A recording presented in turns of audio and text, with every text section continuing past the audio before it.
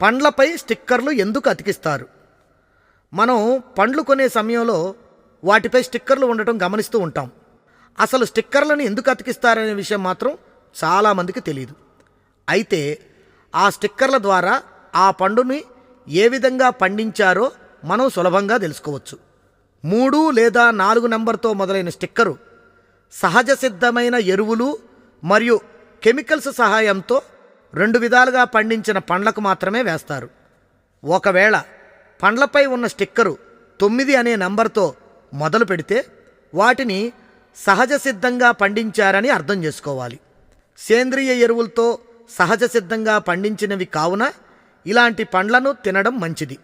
పండ్లపై ఉన్న స్టిక్కర్పై సంఖ్య 8 అనే నెంబర్తో మొదలైతే మాత్రం జన్యు మార్పిడి ద్వారా ఆ పండ్లను పండించారని అర్థం చేసుకోవాలి. ఇలాంటి పండ్లను తినకపోవడమే మంచిది.